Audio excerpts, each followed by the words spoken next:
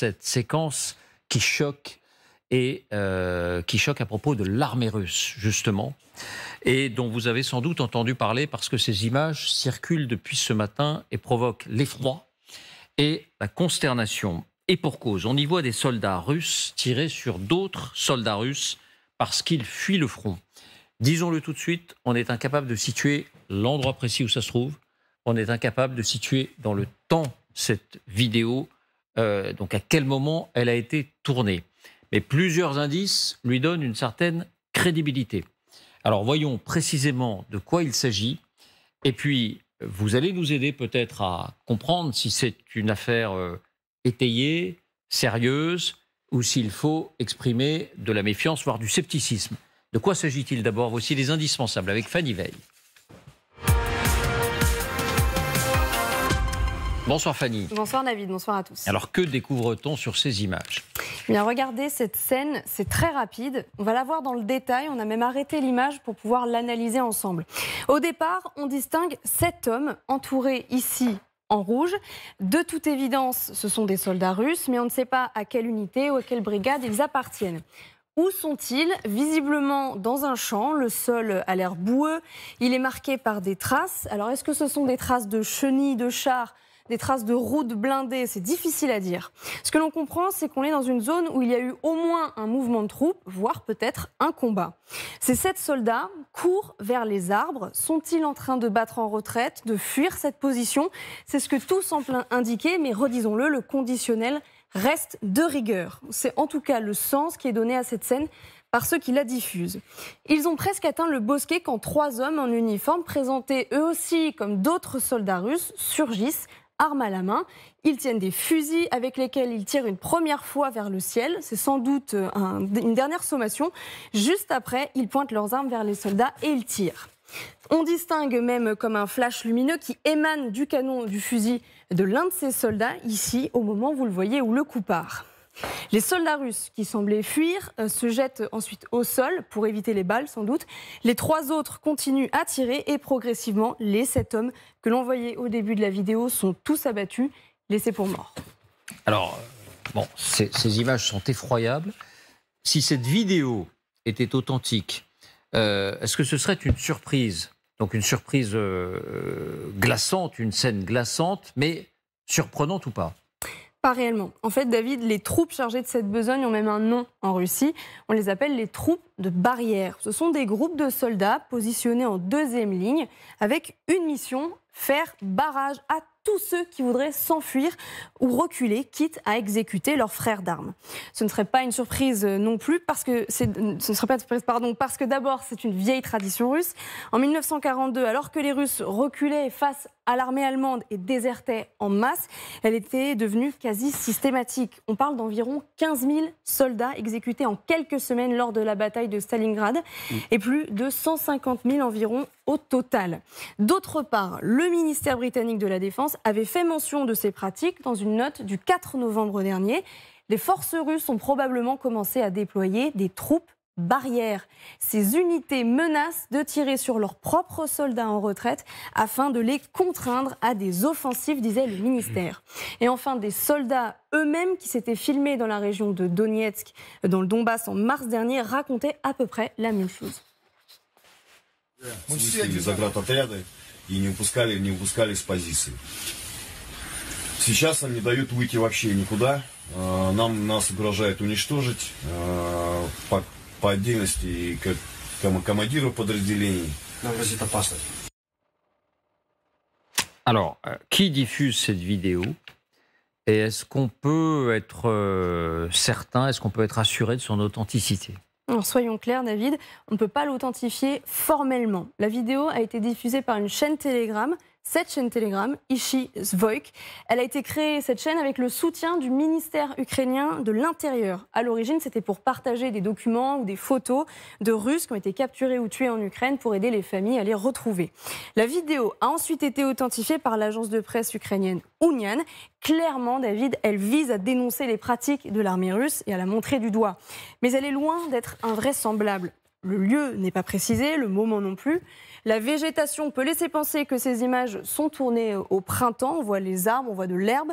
Mais donc ça peut être tout récent, mais ça peut aussi dater du printemps dernier, donc il y a 1 an. Les lieux et les traces de chars sont tout à fait cohérents, en tout cas avec les lieux que l'on a découverts en vidéo ces derniers jours, des vidéos du front. Écoutez aussi Gallagher Fenwick, invité de Bénédicte Le Châtelier sur notre antenne. C'est difficile pour l'instant, je dis bien pour l'instant, à géolocaliser et à dater, mais au vu de la végétation et de la topographie, voilà, il y a assez peu de doutes sur le fait que c'est récent. Merci Fanny. Alors la question est difficile parce que je veux d'abord vous demander votre impression tout simplement. C'est vrai que pas mal d'éléments viennent accréditer l'idée que cette vidéo peut être authentique, mais c'est difficile d'en être sûr. Est-ce que vous avez un sentiment, une impression, Vera ? Oui, ça a l'air d'être vrai. Bon, après, il faut comme d'habitude attendre plus de détails, mais plusieurs éléments rassemblent pour prouver que de telles pratiques sont appliquées dans l'armée russe actuelle, qui sont plutôt l'héritage soviétique, je souligne, parce que Fanny a dit russe, vieille russe. Je ne suis pas tout à fait d'accord avec cette qualification. C'est plutôt soviétique. On sait que c'était le 28 juillet 1942 que Staline a publié, a décrété en oukaz qui s'appelait Pas en arrière, qui introduisait ces pratiques dans l'armée soviétique. De tirer sur les déserteurs. Voilà, de former des troupes qui s'appelaient Zagrad Atriat, ce que vous avez traduit comme les troupes de barrière, pour arrêter les déserteurs qui veulent fuir. Et il y avait effectivement des milliers des soldats de ces troupes qui tiraient sur leurs propres comme camarades, parce que c'était l'armée rouge. En fait, elle était composée de l'armée rouge aussi. Donc oui, c'est assez crédible. Ces pratiques-là sont là dans l'armée russe.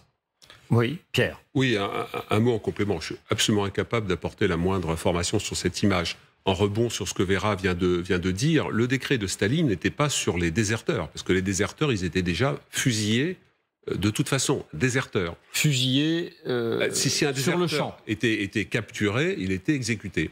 Là, il s'agissait d'empêcher des troupes qui étaient envoyées parfois sans armes, avec ordre de récupérer sur le corps des Allemands un fusil Mauser ou un autre armement. Et c'était ceux qui reculaient, pas qui désertaient, mais ceux qui reculaient parce qu'ils étaient complètement broyés par la puissance de feu allemande. À ce moment-là, en arrière, il y avait des unités de mitrailleuses qui étaient commandées par les commissaires politiques. Et les commissaires politiques appliquaient l'ordre de tirer dans le dos, ou en tout cas de plus en plus proche de ceux qui faisaient mouvement de reculer. C'est très très bien illustré sur la bataille de Stalingrad. Tous les films montrent ces épisodes-là. Et sur la bataille de Crimée, notamment la prise de Sébastopol, à Sébastopol, vous avez des grandes grottes, enfin pas des grottes, mais des énormes voûtes qui se trouvaient à l'intérieur de la forteresse, où il y avait à la fois des civils, des militaires russes qui étaient dans ces endroits-là. Les commissaires politiques ont fait sauter ces alvéoles, dans lesquels il y avait des milliers de personnes, pour ne pas se rendre. Donc, et là, aujourd'hui, dans cet esprit-là, le témoignage avant où il parle d'unités de barrières, de blocage, paraît crédible. Ce que je ne comprends pas dans la scène, c'est que ça a l'air extrêmement désordonné, alors que normalement, il devrait y avoir une deuxième ligne où se trouve l'unité de barrière pour empêcher le recul. Je comprends pas très bien la façon dont surgissent les trois soldats de l'unité barrière. Oui, c'est un peu étrange.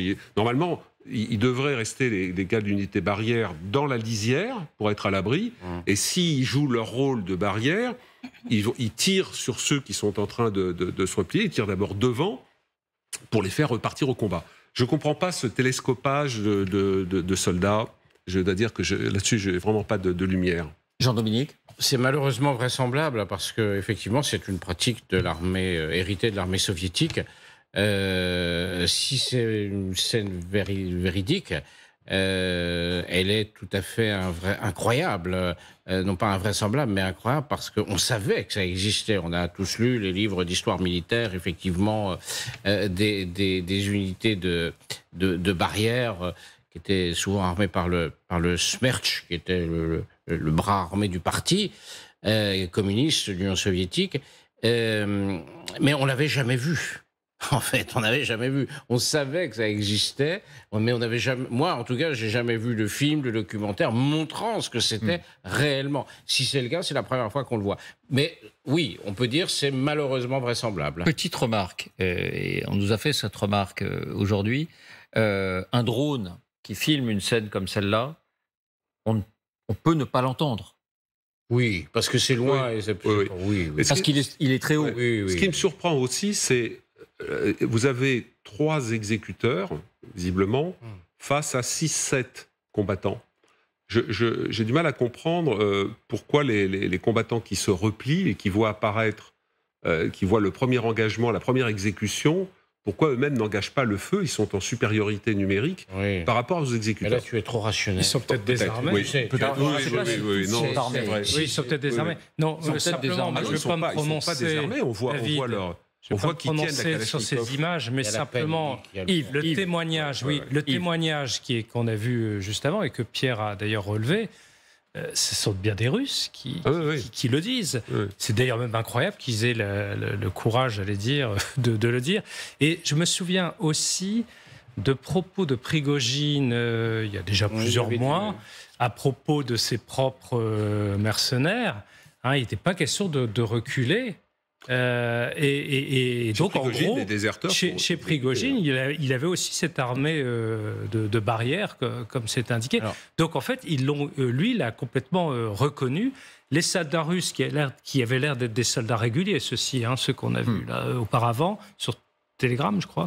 C'était sur Telegram, voilà. Sur une chaîne Telegram ukrainienne. Il n'y avait aucune raison. Non, oui, mais c'était des Russes qui parlaient. Ah oui, le témoignage qu'on a vu. Et là, c'était eux-mêmes qui s'étaient... c'était les Russes qui le disaient. Je ne sais pas pourquoi on ne les croirait pas. Mais Yves, on avait même eu des... Mais on ne les a pas pris en considération parce qu'il s'agissait de prisonniers au sein des prisonniers de l'armée ukrainienne, des prisonniers russes de l'armée ukrainienne, qui disaient qu'effectivement, ils avaient observé ces unités barrières qui les menaçaient s'ils reculaient.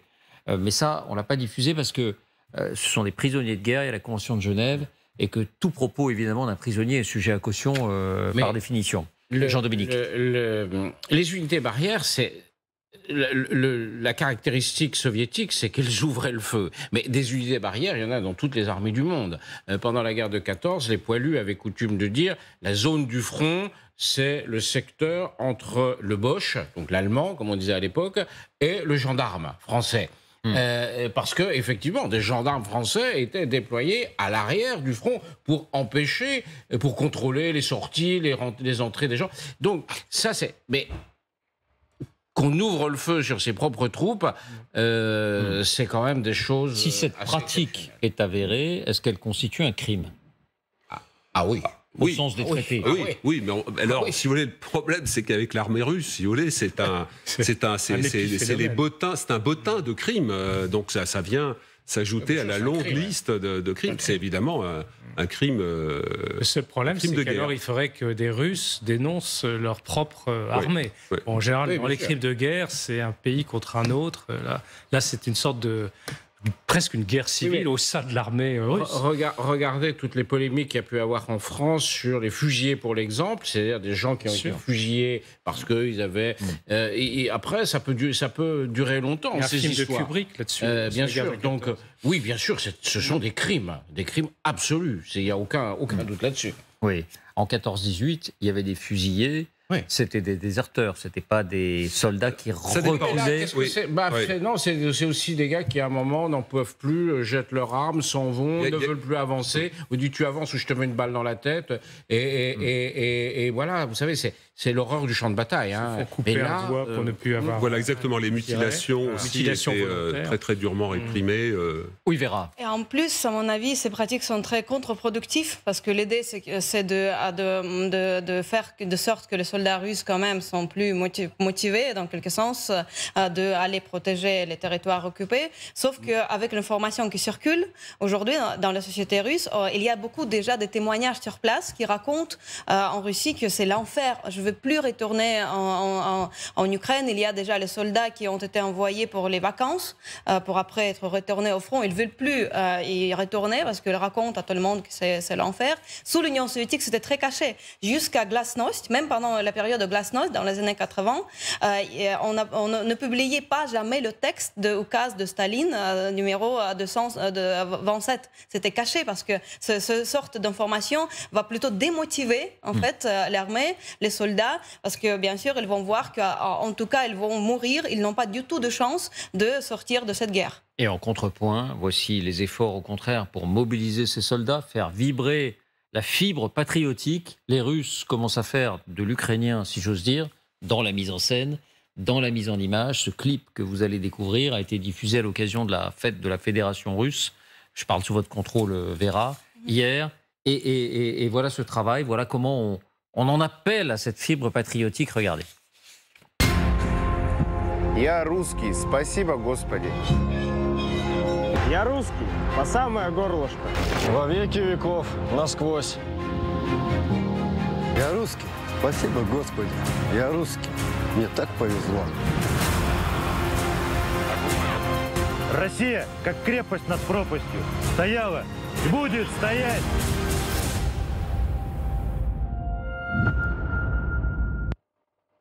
Montage Marion Désert. Vera, je vous vois sourire, mais est-ce que ça parle à la Russie, ça parle aux Russes tout simplement? C'est difficile à dire. Il y a bien sûr dans la société russe ceux à qui ça peut avoir un écho et ils peuvent bien sûr soutenir ce type d'appel que fait Poutine. Il fait appel au peuple pour se mobiliser et pour tous ensemble s'engager dans cette guerre contre l'Occident. Sauf qu'il y a un petit élément, à mon avis, qui gâche tout. Parce que quand le soldat russe dit « je suis russe », en russe, il y a deux mots pour dire russe. Il y a « ruski », ça veut dire d'ethnicité russe, et il y a « россиянин », c'est un mot qui regroupe tout le monde. D'ailleurs, le jour de la Russie, c'est le jour de tous les peuples. Et ici, il montre cet aspect ethnique, en fait, qui était toujours impliqué dans cette guerre que Poutine a lancée, parce qu'il parlait toujours du monde russe, Ruski Mir. Il y a une référence très forte à l'ethnicité russe, qui est une nation titulaire, finalement, en Russie, dont les autres pays doivent être soumis. Donc, il y a un petit moment qui, à mon avis, ne va pas plaire beaucoup à Tatars, par exemple, aux Bouriates, aux Touvinsi, aux autres peuples qui se sont toujours en Russie un peu soumis aux Russes. Donc, à mon avis, ils ont mal joué et ça va plutôt provoquer un débat en Russie. Est-ce que la Russie, c'est pour tout le monde ou que pour les Russes ethniques? D'autant plus qu'il y a beaucoup d'ethniques qui sont en Ukraine, parce qu'ils viennent de régions beaucoup plus pauvres et ils sont attirés par les roubles qu'on peut leur offrir. Simplement, je crois que dans la dernière image, on voit parler à nouveau de la forteresse. Donc en gros, c'est une fois encore la propagande russe, c'est la Russie qui est attaquée et qui se défend, alors que nous savons bien que ce n'est pas comme ça que ça se passe.